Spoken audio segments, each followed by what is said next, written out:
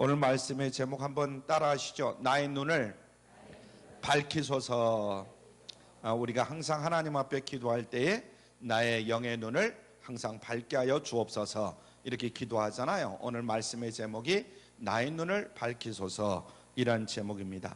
어젯밤부터 비가 많이 오는 것 같아요. 아마 장마철이 된 것 같은데 이 장마철에 여러분들 건강 조심하시고 이 장마철을 또 잘 보내실 수 있기를 바랍니다. 지금 코로나19로 인해서 또 우리나라 국민들뿐만 아니라 전 세계 많은 사람들이 이 코로나19로 인해서 어려움을 당하고 있습니다. 이 코로나19도 우리가 잘 극복할 수 있기를 바라고, 이러한 때일수록 우리는 더욱더 하나님의 뜻이 무엇인지 우리가 다시 한번 하나님 앞에 머리 숙여서 기도를 드려야 되겠고, 하나님의 뜻을 잘 여러분들이 파악하고 하나님의 뜻대로 살아갈 수 있기를 주님의 이름으로 부탁을 드립니다. 할렐루야. 우리 주변의 모든 것들은 다 변합니다. 여러분들이 가만히 생각해 보세요. 우리 주변의 모든 것들은 다 무엇하고 있다고요? 변하고 있습니다. 빨리 변하느냐 천천히 변하느냐 이 정도의 차이는 있어요. 우리가 이렇게 볼 때 어떤 것은 빨리 변하고 어떤 것은 천천히 변합니다. 그래서 물론 변화를 지켜보는 우리들 자신은 또 변하고 있는 거죠. 물론 우리가 10대 20대 다르고 지금 다르고 하듯이 우리도 변하고 있죠. 이런 변화라는 관점에서 볼 때 이 세상에 존재하는 모든 것들은 두 가지로 구분할 수가 있다. 첫째는 뭐냐? 변화를 주도해가는 변화의 주체가 있는 것이죠. 한번 따라줘. 변화의 주체. 그리고 다른 하나는 뭐냐? 변화를 당하고 있는 변화의 객체가 있다. 한번 따라줘. 변화의 객체. 그래서 변화를 주관하고 있는 이 변화의 주체가 있고 또 객체가 있다. 주체와 객체가 있다. 그래서 예를 들어서 그 안에 생명을 담고 있는 생명체들은 변화를 주도해 갑니다. 그래서 산자락의 작은 씨앗 하나가 바람에 날려와서 씨를 뿌리죠. 그러면 그것이 결국은 싹이 나고 그래서 큰 나무로 성장하게 됩니다. 나무로 성장하면 싹이 나고 줄기가 뻗어나가지고 나무로 이제 크게 성장하잖아요. 그러면 새가 날라오고 여러 가지 나비도 날라오고 그렇게 되지 않습니까? 그래서 나무를 기대어서 생명을 이어가는 것들이 많이 생기게 됩니다. 그러나 그 나무가 영원히 살아있느냐? 100년, 200년, 300년, 어떤 400년, 500년도 가지만은 결국은 언젠가는 고목이 다 되죠. 그래서 이 죽은 나무가 되면, 고목이 되면 여러 가지 곤충과 버섯들이 거기에서 피어나고 또 그리고 그들의 먹이가 되는 거죠. 여러분들 그 고목에 보면은 버섯도 피고 여러 가지 곤충들도 날라오고 여러 가지 세균들도 거기서 번식하게 됩니다. 그래서 부패되어 가고 해체되어 가는 것이 이 나무의 운명입니다. 주변 환경과 다른 생명체들에 의해서 변화를 당하게 되는 거죠. 그러면 나무만 그러냐? 사람도 마찬가지다. 사람도 그 심령 깊은 곳에 영생이 있는 사람은 변화를 주도하면서 살아가는 줄로 믿습니다. 그 사람에게 생명이 있느냐 없느냐, 영생이 있느냐 없느냐, 여기에 따라서 이 모든 주변의 분위기를 조성하면서 변화시켜가면서 이렇게 성장해가는 그런 사람들이 있어요. 그러니까 결국 아무리 환경이 열악하고 상황이 좋지 않더라도 결국은 환경을 바꿔가면서 그 환경을 좋게 만들어가는 그런 사람들이 있잖아요. 부부관계도 그렇고 부모와 자녀 간의 관계도 그렇고 형제 간의 관계도 그렇고. 그래서 믿음이 있는 사람과 믿음이 없는 사람들의 삶의 모습을 보면 참으로 다르죠. 그래서 자신도 변화시키지만은 주변 사람들에게 긍정적인 변화를 일으켜 갑니다. 그러나 그 심령 속에 영생이 없는 사람들은 변화를 자기 자신이 당하면서 살아가는 거예요. 우리 주변에 보면 많은 사람들이 그런 삶을 살아가고 있습니다. 열악한 환경 속에 있게 되면은 그 환경의 영향 속에서 그 사람이 부정적인 사람으로 변화되어가는 이런 모습들을 봅니다. 그래서 작년 다르고 올해 달라요. 어떤 사람들은 훨씬 나아지는 사람이 있는가 하면 점점 세상과 닮아가요.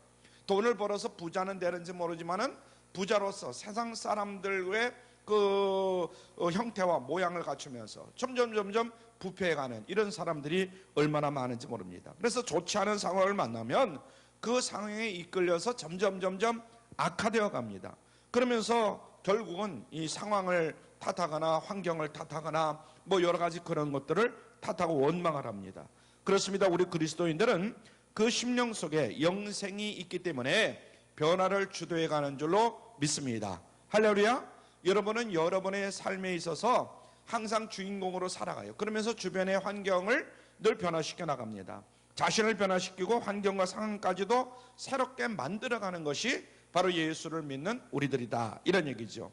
그러나 우리가 겉모습만 크리스찬이라고 한다면, 다시 말해서 그 심령 속에 이 영생이 없는 그리스도라면, 그리스도인이라고 하면 변화를 당하면서 살 수밖에 없는 그런 삶을 살아간다. 자, 오늘 본문을 보면 시편 13편, 이 다윗의 시인데요. 그거 보면 시편 13편 위에 보면 다윗의 시, 영장으로 한 노래, 이렇게 되어 있죠. 이 시편 13편은 누구의 시라고요? 다윗의 시입니다. 이 시를 자세히 읽어보면 한 가지 놀라운 변화가 일어나는 것을 우리가 발견할 수가 있어요. 다윗 자신의 심령 속에서 일어난 그런 변화이긴 하지만은 바로 원망이 찬양으로 변화되는 모습을 여기서 볼 수가 있습니다. 우선 그 변화를 살펴보면 다윗은 본문 시편 13편 1절로 2절에서 뭐라고 말하냐면 하나님 앞에서 깊은 원망과 이런 것들을 쏟아놓는 거예요. 그리고 본문 5절로 6절에 보면 하나님을 원망하고 불평하는 것이 아니라 하나님을 찬양하는 이런 모습을 발견할 수가 있습니다. 여기 놀라운 변화가 있는 거죠. 그러니까 원망이 무엇으로 바뀌었다고요? 찬양으로 바뀐 것을 우리가 알 수가 있어요. 1절과 2절 다르고 5절과 6절이 다르잖아요. 다윗이 이 시를 통해서 드러내고 싶은 그런 원망은 뭐냐면 어느 때까지니까, 한번 따라하죠. 어느 때까지니까, 이런 의문사로 요약을 할 수가 있어요. 거의 13편 1절로 2절에 보면 어느 때까지니까 이런 말이 무려 몇 번이나 나오냐면 4번이나 나옵니다. 원어적으로 보면 4번이나 나와요. 원어로 아나라고 하죠. 지금까지 견디기 어려운 고통을 자기는 겪어왔다는 거예요. 여러분들도 지금까지 힘들고 어려운 그런 고통을 겪어올 수 있죠. 지금 다윗이 그것을 얘기하는 거예요. 그리고 지금도 고통을 겪고 있는데 너무나 견디기가 어렵다는 거예요. 더 힘겨운 것은 이 고통이 언제까지 계속될지 나도 알 수 없다는 거예요. 정말 이게 언제까지 이런 고통이 올는지. 사실 고통 가운데 있을 때에 시간이 빨리 지나가요, 늦게 지나가요? 시간이 굉장히 늦게 지나갑니다. 여러분들이 가만히 생각해 보세요. 나에게 고통이 있을 때 야, 이제 뭐 하루가 지나갔겠다 하면은 한두 시간밖에 지나가지 않은 거예요. 어떤 경우는 이제 한 달이 지나갔겠지 하지만 2, 3일밖에 지나가지 않은 거예요. 그죠? 하루 이틀밖에 지나가지 않은 거예요. 고통 가운데 때로는 시계가 고장이 났는가, 때로는 그만큼 고통을 견디기가 힘들 때가 참 많은 경우가 얼마나 많은지 몰라요. 그래서 시계가 고장이 났나? 그렇지는 않잖아요. 그래서 고통을 겪고 있는 사람들은 한결같이 어느 때까지니까 이렇게 내 자신한테도 다른 사람한테도 특별히 하나님한테도 어느 때까지니까, 내가 어느 때까지 이런 고통을 겪어야 됩니까? 이렇게 탄식할 수밖에 없어요. 빨리 좀 지나가야 되는데, 이렇게 힘들고 어려운 형편과 처지가 빨리 지나가야 되는데 시간이 더디 가는 것 같아가지고 괜히 원망과 불평을 쏟아놓습니다. 제가 20대 때 그랬거든요. 지금 다윗은 어느 때까지니까 이런 탄식으로 깊은 원망을 쏟아내는 그런 모습을 발견할 수가 있습니다. 우선 그 원망의 화살이 누구에게로 집중되느냐? 하나님께로 집중되는 거예요. 오늘 본문 시편 13편 1절을 보면 이렇게 말합니다. 나를 영원히 잊으시나이까? 주의 얼굴을 나에게 언제까지 숨기시겠나이까? 이렇게 원망하고 있어요. 우리가 했던 다 원망입니다. 하나님은 왜 나를 잊으셨습니까? 정말 이렇게 원망하고 불평하는 거예요. 그리고 왜 하나님 숨어 계십니까? 이렇게 원망하는 거예요. 사실 고통의 한 복판을 우리가 지나갈 때에 우리 그리스도인들에게 하는 대개 원망이 보면은 이런 원망입니다. 첫 번째 원망이 이런 원망이, 고통 가운데 그렇게 하나님께 부르짖어 기도하는데 왜 하나님은 들어서 빨리빨리 응답하지 않냐고 응답하지 않습니까? 왜 가만히 계십니까? 이렇게 우리가 원망하고 불평할 때가 있습니다. 마치 하나님께서 나를 잊어버리셔서 응답하지 않는 것처럼 하나님을 원망할 때가 많이 있다. 그래서 하나님께서 자기를 피해 숨어 계신 것처럼 그렇게 여길 때가 한두 번이 아닙니다. 물론 하나님께서는 하나님의 자녀들이 고통 가운데 있을 때에 잊지 아니하시는 줄로 믿으시길 바랍니다. 다 알고 계셔요. 다 보고 계시는 거예요. 다만 고통 가운데 하나님의 자녀들이 그렇게 느낄 뿐이에요. 하나님 모르고 계시는가? 하나님이 나를 잊어버리셨는가? 이렇게 느낄 거예요. 이사야서 49장 15절에 이렇게 말씀합니다. 우리 같이 읽죠. 시작. 여인이 어찌 그 젖먹는 자식을 잊겠으며 자기 태선한 아들을 긍휼히 여기지 않겠느냐? 그들은 혹시 못할지라도 잊을지라도 나는 너를 잊지 아니할 것이라. 우리가 이런 일은 없죠. 대개 보면 자기 자식 누가 잊어먹겠습니까? 그러나 혹시 잊을지라도 하나님은 절대로 여러분과 저를 잊지 아니한다는 거예요. 믿으십니까? 여러분들 힘들고 어려울 때 때로는 하나님이 나를 잊어버리셨는가 이런 생각을 가질 때도 있지만은 성경은 분명히 우리에게 말씀하셔요. 하나님은 절대로 우리를 잊지 아니하시는 거예요. 할렐루야. 이 말씀 꼭 여러분들이 기억하시길 바랍니다. 그리고 하나님께서는 하나님의 자녀들이 고통 가운데 있을 때에 늘 곁에 함께 계심을 깨달을 수 있길 바랍니다. 할렐루야. 다만 하나님의 자녀들이 고통과 씨름하다가 하나님께서 나와 함께 계시는구나 이것을 잊을 수는 있어요. 우리가 그런 경우 있잖아요. 직접 체험하지 못하는 것 같으면 잊어버린 거야. 하나님이 정말 나를 버리셨는가? 나를 잊어먹으셨는가? 이런 경우 있잖아요. 이사야서 41장 10절에서 이렇게 말씀합니다. 시작. 두려움 말라. 내가 너와 함께 함이니라. 놀라지 말라. 나는 내 하나님이 됨이니라. 내가 너를 굳세게 하리라. 참으로 너를 도와주리라. 참으로 나의 의로운 오른손으로 너를 어떻게 하리라? 붙들리라. 우리 하나님의 말씀이에요. 여러분, 우리가 고통 가운데 정말 이 말씀을 잊어먹지 마시길 바랍니다. 제가 예수 믿고 구원받고 나서 이 말씀을 얼마나 좋아했는지 몰라요. 그래서 늘 이 말씀을 외우고 다녔어요.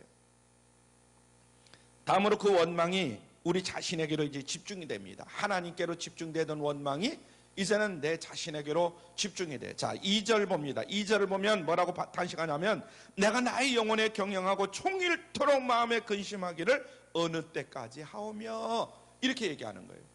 하나님께 원망하던 것이 이제는 자기 자신 원망. 내가 못나고 내가 연약해서 이 정도 정말 고통도 견디지 못하고 이렇게 번민하고 이렇게 마음에 근심을 하고 하여튼 자기 자신에 대해서 많은 원망이에요. 참으로 속이 상하고 안타까운 이러한 일들을 많이 펼치는 것을 봅니다. 어떤 분이 폐암 말기에 판정을 받았어요. 이제 남은 시간이 별로 없어서 인생을 정리하려고 합니다. 그래서 목사님이 찾아가셔서 물어봅니다. 인생을 돌아보니 어떻든가요? 이렇게 물어봅니다. 이분의 말씀이 정말 의외로 이렇게 얘기하는 거예요. 제 자신이 원망스럽습니다. 청소년 시절 친구의 유혹에 못 이겨가지고 담배를 피우기 시작했습니다. 우리 그런 경우 많잖아요. 중학교 2학년, 3학년 때 요즘 빨리 배우는 놈들은 어떻게 배우는지 모르지만 중학교 2학년, 3학년 아니면 고등학교 1학년, 2학년 때 담배를 배우기 시작하잖아요. 이 사람도 그랬던 것 같아요. 그때 그 유혹을 물리치지 못했던 제가 너무나 원망스럽습니다. 여러 차례 담배를 끊기로 다짐하고 애를 썼지만은 결국 그놈의 담배를 끊지 못했던 것이 제가 지금 이렇게 된 원인입니다. 그래서 그 목사님께서 이렇게 기도하면서 말씀을 드렸다는 거예요. 우리는 누구나 다 연약합니다. 하나님의 도우심이 없이는 다 마찬가지입니다. 이제라도 철저하게 하나님을 의지하십시오. 그리고 자신을 용서하십시오. 이렇게 이야기했다는 거예요. 그리고 그 원망은 다른 사람에게로 이제 더 나아가서 자기 자신을 원망하던 게 다른 사람을 원망하기 시작하다는 거죠. 자, 오늘 본문 2절 중반절을 보면 뭐라고 이야기를 하는가? 같이 읽죠. 시작. 내 원수가 나를 쳐서 자긍하기를 어느 때까지 하리까? 내 원수가 나를 쳐서 내가 이렇게 된 것은 내 원수가 나를 친다는 거예요. 나를 괴롭힌다는 거예요. 우리가 그런 경우 많잖아요. 저는 남편 만나가지고, 저는 아내 만나가지고, 저는 부모 만나가지고, 저는 뭘 만나가지고, 이런 경우가 얼마나 많은지 말이에요. 가만히 생각하면 내가 이렇게 고통을 겪고 이렇게 힘든 일을 당하는 것은 다 누구 때문이다? 누구 때문이라는 거예요. 이런 경우 얼마나 많은지 말이에요. 분명하게 우리가 이렇게 결론을 내릴 때가 많아요. 누구 때문에 내가 인후고생을 하고, 누구 때문에 내가 그런다고 말이에요. 그리고 그가 지금도 나를 괴롭히고 있을 뿐만 아니라 내가 이렇게 고통을 겪는 것을 보면은 정말 비웃고 오히려 자랑하고 오히려 말떡것이다 하고 이야기할 거라는 거예요. 그런 경우가 얼마나 많은지 모릅니다. 아이들을 키울 때 우리가 여러분들이 가만히 생각해 보세요. 우리 아이들이 어떻게 하면서 자랐는가. 겨우 걸음마를 배우고 아장아장 걸을 때 얘기입니다. 근데 문지방에 턱 걸려가지고 아이들이 잘 넘어지잖아요. 걸음마 배울 때에. 그러면 응애 하고 웁니다. 그러면서 뭐라고 하냐면 그 문지방 때문에 자기가 넘어졌다는 거예요. 그러면 어떡합니까? 부모가 가서 문지방을 탕탕 때리면서 왜 문지방아, 왜 우리 애를 왜 걸리게 만들어가지고 넘어지게 했느냐. 그래서 문지방을 막 때려. 그러면 애기가 그냥 좋아가지고 조금 울다가 말아버리잖아요. 장난감 자전거를 타고 가다가 방 안에서 막 뱅뱅뱅 돌잖아요. 그러다가 그 뭐 어디 침낭이나 어디다 하여튼 들이받아가지고 우는 거예요 또. 그러면 부모가 어떡합니까? 또 막 가가지고 그 뭐 하여튼 침낭을 때리든지 뭘 때리든지 하여튼 때리면서 왜 우리 애를 막 건드려가지고 왜 넘어졌느냐 하면서 야단을 칩니다. 그러면 애가 그걸 보고 또 좋아가지고 또 금방 울음을 그칩니다. 우리는 이렇게 어릴 때부터 원망을 타고났다. 누구에게 꼭 원망 불평을 배운 것이 아니라 타고난 것 같아요. 그래서 칼빈이라는 사람은 그런 이야기 했어요. 이것이 우리 안에 깊이 잠재되어 있는 죄성이다. 이런 이야기를 했어요. 그렇습니다. 우리는 다 죄 가운데 태어났기 때문에 고난이 닥쳐오면 이 본능적으로 내 자신을 원망하는 게 아니라 다른 사람을 원망하고 불평하는 경우가 얼마나 많은지 몰라요. 누구 때문에 그렇다. 누구 때문에, 너 때문에, 누구 때문에. 그래서 때로는 부모를 원망하고 형제를 원망하고 이웃을 원망할 때가 많습니다. 이는 우리의 속사람 깊은 곳에 죄가 작동하고 있기 때문에 그래요. 나는 아무런 죄가 없는데 나중에는 이제 자기한테로 오지만 첫 번에는 그러는 거예요. 그것이 다 하나님을 향하기도 하고 또 그것이 때로는 이제 자기 자신을 향하기도 하고 그리고 그것이 다른 사람을 향하기도 하고 그런 경우가 많습니다. 중요한 것은 고난 가운데 원망의 늪에 빠져버리고 나면 결국은 내 자신도 망한다는 거예요. 다른 사람도 망하게 할 뿐만 아니라 그런 경우 많잖아요. 그 영혼도 하나님 앞으로 나갈 수 없게 되는 겁니다. 자신을 저주하고 자각하게 되는 거죠. 뭐 때문에 하다가 자기 자신을 이제 자각하게 된 거예요. 다른 사람을 원망하다가 모든 관계를 다 끊어버리고 깊은 고독 속에 빠져들어가는 것이 사람의 모습입니다. 그래서 고난도 무섭지만 고난 속에서 우리가 원망하는 것이 더 무섭다 하는 것을 깨달아야 될 줄로 믿습니다. 아멘. 우리가 여러분들이 아마 이제 누구하고 뭐 상담을 한다든가 얘기할 때 그 얘기를 들어보면 이런 경우가 얼마나 많은지 몰라요. 우리 주변에 그런 사람들이 너무나 많습니다. 그런데 오늘 본문을 보면 다윗은 원망 가운데서 벗어나는 것을 우리가 알 수가 있어요. 5절로 6절에 보면 어찌 보면 어렵지 않게 원망에서 벗어납니다. 벗어나도 확실하게 벗어난 것을 우리가 알 수가 있어요. 고난 속에서도 기뻐할 수 있었고 고난 속에서도 하나님을 찬양할 수 있구나 하는 것을 우리가 알 수가 있습니다. 여기서 우리가 주목해야 될 것은 고난이 다윗에게서 떠났느냐? 아니에요. 다윗에게 고난은 영원히 지금 지속되고 있는 거예요. 갑자기 하나님께서 고난을 사라지게 해준 것도 아니고 자기가 고난을 이겨낼 만한 어떤 비결을 터득했느냐? 그런 것도 아닌 것 같아요. 그렇다고 누군가가 나타나서 자기를 도와줬느냐? 그런 것도 아닌 것 같아요. 상황은 어제나 오늘이나 변한 것이 없어요. 고난은 여전히 본인을 힘들게 하는 거예요. 그런데도 다윗은 원망에서 벗어났습니다. 할렐루야. 오늘 우리들 자신도 가만히 생각해 보세요. 이 원망하고 불평하고 이런 모든 환경과 형편을 누가 와서 도와줬느냐? 그럼 물론 그 사람에게 고마울 수 있죠. 변한 게 없다는 거예요. 그냥 그대로. 그러면 어떻게 된 것이냐? 어떻게 원망이 찬양으로 바뀌게 된 것이냐? 한마디로 기도예요. 기도. 한번 따라하죠. 기도다. 기도다.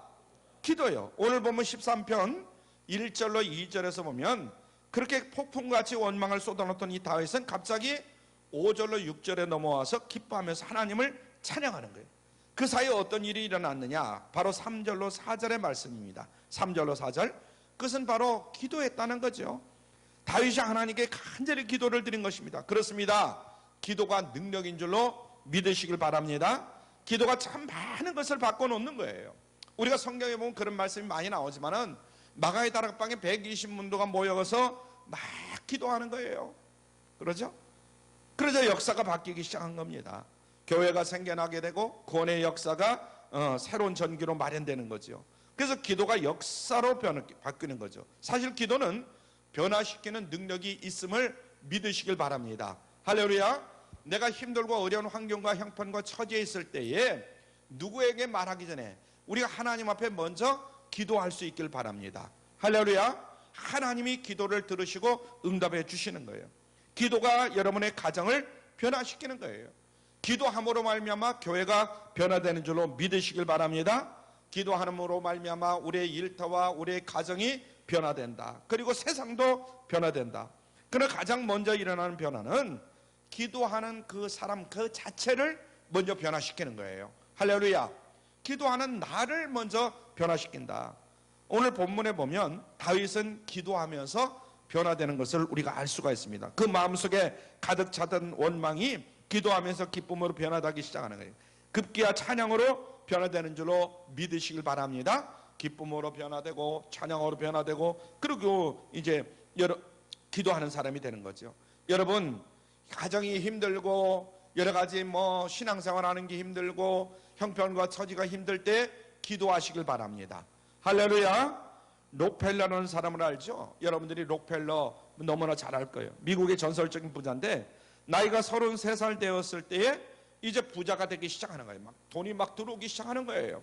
그러다가 43살, 43살 때에 미국에서 가장 커다란 회사를 소유한 미국 최고의 부자가 됩니다. 43살 때. 그런데 10년이 지났어요. 이제 부자로 막 정신없이 사는데 53살 때 억만장자가 되어서 세계 최대의 부자가 됩니다. 그런데 억만장자가 된 53세 때에 뜻하지 않은 병에 걸리게 됩니다. 알로페시아라는 병에 걸리게 되는데 탈모증 비슷한 이라는 병인데 머리카락이 먼저 빠지는 거예요. 근데 조금 있다가 눈썹도 빠지는 거예요. 그러면서 점점점 몸은 말라지고 여러 가지 의욕도 떨어지고 막 그러는 거예요. 몸도 채채하게 말라가고. 그럼 어느 날 의사에게 충격적인 말을 듣는데 당신은 1년을 넘기기가 어렵다는 거예요. 앞으로 살긴 사는데 1년을 넘기기가 어렵다는 거예요. 그 말을 들은 록펠러는 잠을 이룰 수가 없어요. 세상에서 내가 어떻게 해서 돈을 벌고 세계에서 제일 부자라고 하는데 이런 병이 걸렸나. 그래서 하루는 그런 생각을 하고 있는데 침대에서 벌떡 일어나가지고 침대 밑으로 내려가서 이제 미국식 서양식은 침대가 있잖아요. 다. 그 침대 밑으로 내려가서 무릎을 꿇고 기도하기 시작합니다. 눈물 뿌리면서 하나님 앞에 기도를 시작하는 거예요. 사업에 바빠서 그동안에 교회로 나가지 못하고 하나님 앞에 나가 열심히 기도하지 못했던 것이 회개가 되는 거예요. 그래서 하나님 저에게 정말 힘을 주십시오. 그래서 하나님 앞에 나가서 기도하게 하세요. 그래가지고 나름대로 열심히 기도하려 하기 시작했다는 거예요. 록펠러의 가장 먼저 변화가 일어난 것이 주일을 지키게 된 거예요. 주일날 교회 꼭 무슨 일이 있어도 나가는 거예요.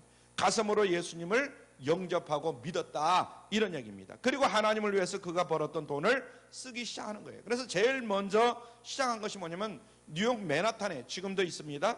리버사이드 처치라는 것을 짓기 시작하는 거예요. 교회를 큰 리버사이드 처치라는 교회를 크게 짓는 거예요. 저도 미국에 갔을 때 가봤는데 그래서 하나님께 그 교회를 바칩니다. 그 이후에 여러 곳에 교회를 지어서 하나님께 이제 봉헌을 시작을 하는 거예요. 그리고 록펠러 재단을 세우고 여기에서 자기 재산을 전체를 여러 가지로 기부를 하고 가난한 사람을 돕는 의료 사업도 펼치게 되고 여러 가지 자선 사업을 펼치기 시작합니다. 그러는 동안에 그의 몸도 건강을 되찾고 98살, 98세에 이제 세상을 떠나게 됩니다. 그렇습니다. 기도가 기도하는 사람을 변화시키는 줄로 믿으시길 바랍니다. 할렐루야. 내가 기도하면 먼저 누구를 변화시키느냐? 나를 변화시키는 거예요. 나의 수명을 연장시킬 뿐만 아니라 나의 형편과 처지도 훨씬 좋도록 만들어 주시는 것입니다. 자, 오늘 말씀에 보면 다윗이 드린 기도의 핵심은 바로 이겁니다. 3절 중반절에 보면 나의 눈을 밝히소서.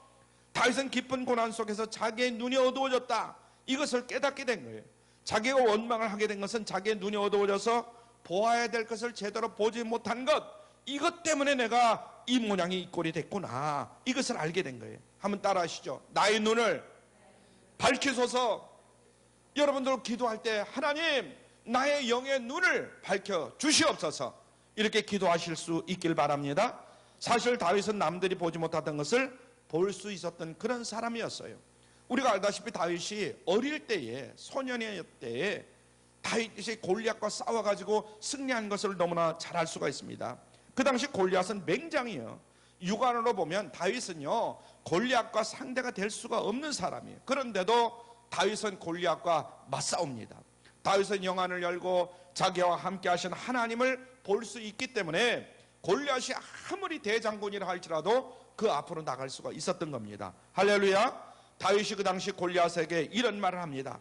오늘 여호와께서 너를 내 손에 넘기시리니 내가 너를 쳐서 네 목을 베고 블레셋 군대의 시체를 오늘의 공중의 새와 땅의 들짐승들에게 주어서 온 땅으로 이스라엘에 하나님이 계신 줄을 알게 하겠고 또 여호와의 구원하심이 칼과 창에 있지 아니함을 이 무리에게 알게 하리라. 전쟁은 여호와께 속한 것인즉 그가 너희를 우리 손에 넘기시리라. 할렐루야. 그가 너를, 한번 따라 하시길 바랍니다. 그가 너를 우리 손에 넘기리라. 하나님께서 너를 내 손에 넘기겠다는 거예요. 이런 확신을 가지고 나가는 거예요. 다윗은 믿음의 눈을 열고 하나님께서 함께 하시는 것을 본 줄로 믿습니다. 그래서 두려워하지 않냐고 담대하게 골리앗과 맞섰던 그런 사람이었어요. 그러나 지금은 그러냐? 믿음의 눈이 점점점 나이가 들면서 침침해지는 거예요. 그리고 세상 사람들과 사귀면서 교제하면서 점점 어두워지는 거예요. 함께 하시는 하나님이 눈에 잘 보이는 것이 아니라 점점 눈 밖으로 펼쳐지는 거예요. 자기가 원망하게 된 원인이 바로 이 믿음의 눈이 제대로 작동하지 않았구나. 이것을 다윗은 알게 된 줄로 믿습니다. 할렐루야. 사랑하는 성도 여러분, 우리가 처음에는 하나님을 다 잘 믿잖아요. 이제 예수를 믿고 구원받고 그래서 한 번, 두 번 하나님이 살아계시는구나 하는 것을 체험했잖아요.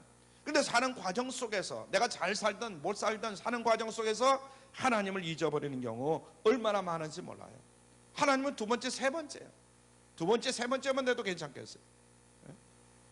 그래서 이렇게 기도합니다. 3절 한번 따라 하시면, 나의 눈을 밝히소서. 나의 눈을 어떻게 하시소? 밝히소서. 그렇습니다, 여러분. 우리의 어두워진 눈, 이 세상으로 향하는 그 세상이 세상적인 것, 이런 것들이 밝아져야 될 줄로 믿습니다. 할렐루야. 영적으로 눈을 떠야 된다. 그렇게 말씀을 많이 들었지만은 믿음의 눈을 활짝 떠서 하나님을 발견할 수 있는 우리 모두가 되어야 될 줄 믿습니다. 그래야 우리가 코로나뿐만 아니라 어떤 힘들고 어려운 일이 펼쳐진다 할지라도 원망하고 불평하지 아니하고 찬양을 하나님 앞에 드릴 수 있는 줄로 믿습니다. 할렐루야. 고난 한복판에서 어느 때까지니까 이렇게 탄식하고 절규하던 그런 사람이 주의 구원을 기뻐하리이다, 나를 후대하심이로다, 이렇게 찬양할 수가 있는 거죠. 5절 하반절서부터 6절에 보면 그런 말씀이 나오잖아요. 사랑하는 성도 여러분, 우리가 살다 보면 눈물을 흘리지 아니하고는 지날 수 없는 눈물의 골짜기를 지나갈 때가 있어요. 그렇잖아요. 지금 눈물의 골짜기를 지나가는 우리 성도님들도 계실 거예요. 죽음과 같은 고통을 겪는 분들도 있을 거예요. 사망의 골짜기를 내가 지나갈 때도 있어요. 시편 23편 그래서 너무나 우리가 좋아하잖아요. 이때 우리는 기도해야 될 줄로 믿습니다. 특히 오늘 말씀의 제목처럼 우리 모두가 하나님, 나의 눈을 밝혀주옵소서. 다시 한번 나의 눈을 밝히소서, 나의 눈을 환히 밝히소서, 이렇게 기도할 수 있길 바랍니다. 그리고 믿음의 눈을 활짝 뜨시길 바랍니다. 그러면서 원망을 찬양으로 변화시킬 수가 있습니다. 남편을 원망하고 아내를 원망하고 부모를 원망하고 형제를 원망하고 다른 사람을 원망하던 그 모든 원망이 이제는 기도로 바뀌어질 거예요. 여러분들 기도하시길 바랍니다. 반드시 승리할 수 있습니다. 고난 가운데 찬양하며 사시기를 주님의 이름으로 축원합니다. 기도